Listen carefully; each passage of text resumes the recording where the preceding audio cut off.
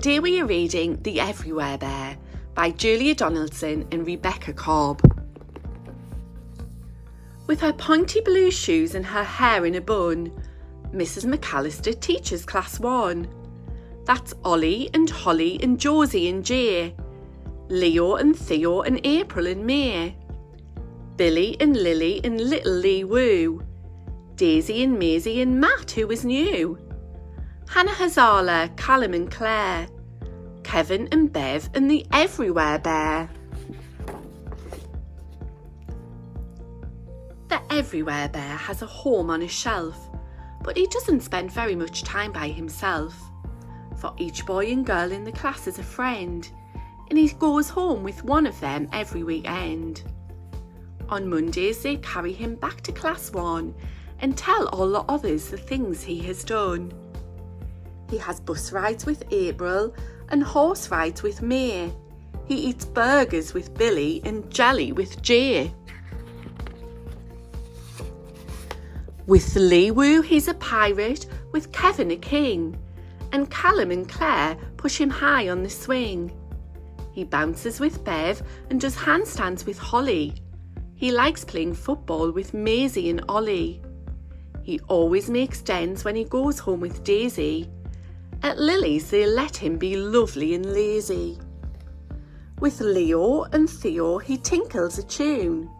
With Hannah Hazala he goes to the moon. With Josie he whizzes about in a chair. No wonder they call him the Everywhere Bear.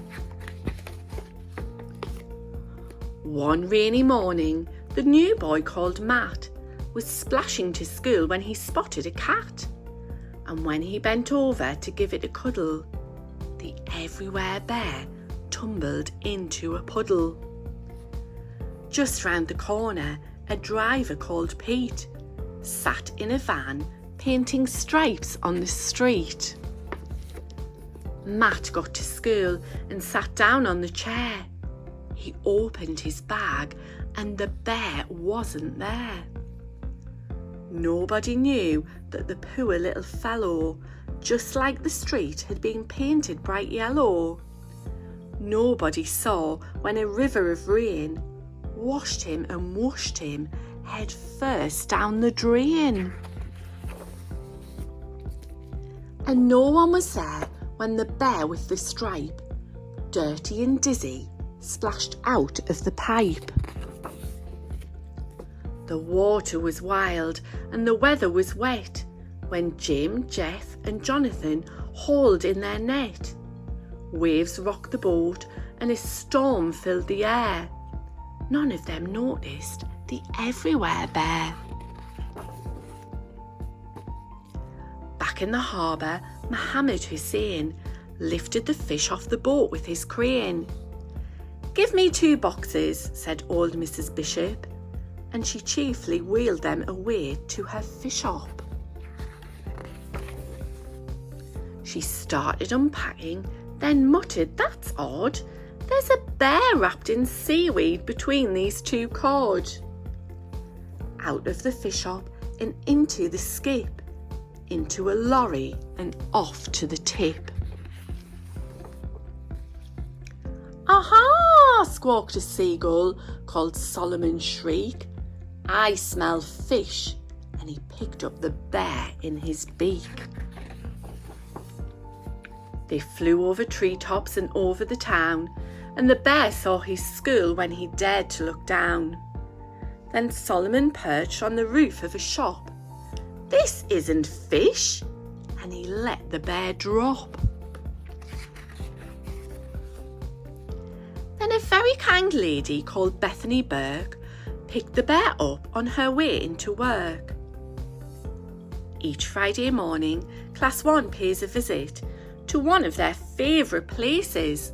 Where is it? The library. Jay finds a book about stars. Josie finds one about buses and cars. Billy likes aliens and Lily likes lizards. Hannah Hazala is keener on wizards. Finally, everyone's chosen a book. They queue at the counter, Then Matt cries out, "Look!" April and May and the others say, "Where?" "Behind you, he's there! It's the Everywhere Bear!" They carry him happily back home to Class 1, saying, "Where have you been, Bear? And what have you done?" The bear never talks, but he smiles to himself and thinks as he settles back down on his shelf. "I've been in a puddle, I've been down a drain. I've been on a boat and I've been in a crane. I've been in a shop and I've been on a skip. I've been on a lorry, I've been on a tip. I've been in a beak, I've been in the air.